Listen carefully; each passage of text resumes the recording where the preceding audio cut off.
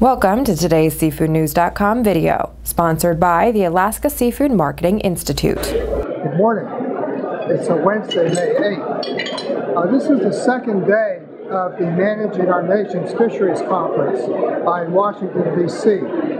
This conference is put on by NOAA and the Regional Management Councils and has about 600 attendees, which are a mixture of regional council members, scientific and statistical committee, industry fishery associations, academics, fishery scientists, and heavy presence of environmentalists and NGOs, as well as congressional aides and so forth.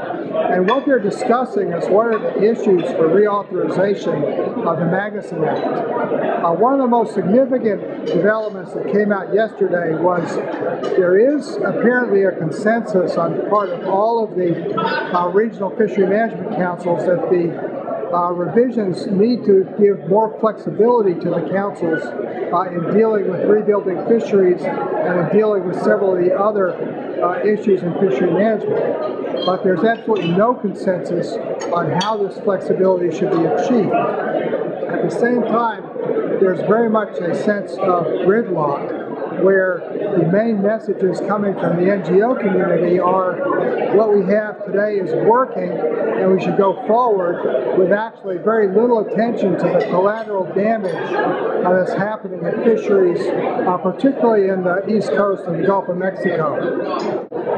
This collateral damage is by and large shutting down fishing or severely limiting fishing in ways that are perhaps unintentional, and so basically we're trying to manage to a level of precision that is beyond our scientific capabilities.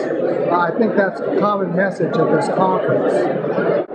Yesterday, Don Hastings, who's chair of the House Natural Resources Subcommittee, who has jurisdiction over Magnuson, said that in his opinion he would like to get a reauthorization done this Congress by September of this year. Other people think that is extremely far-fetched. On the Senate side, Senator Mark Begich from Alaska, who has jurisdiction in his Fisheries Subcommittee, is definitely acting like it's going to be a much slower process.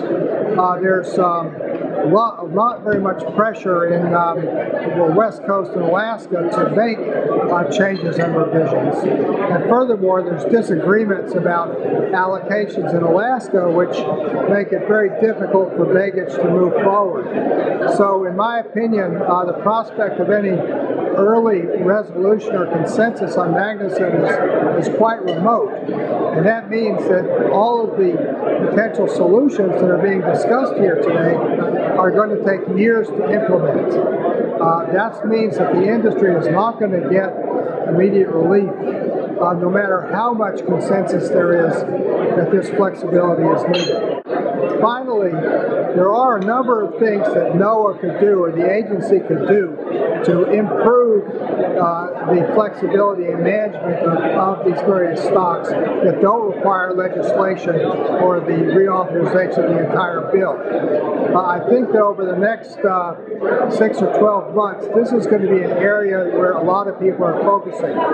There's something called National Standard 1, which is really the language that describes the requirements for catch limits and how fisheries are supposed to be managed. And there's a revision going forward in this language. NOAA is scheduled to publish this revision next winter, and that may be an opening to have some revisions prior to the actual reauthorization of Magnuson. Anyway, I see here a lot of gridlock and a lot of effort, a lot of attention to address problems, but a lot of forces arrayed against each other trying to solve them. In Washington, D.C., this is John Sackett. Today's SeafoodNews.com video was brought to you by the Alaska Seafood Marketing Institute. Alaska has been protecting wild and sustainable seafood for generations and adheres to the most recognized and internationally accepted set of guidelines written by the United Nations Food and Agriculture Organization. For recipes and additional information, visit wildalaskaflavor.com.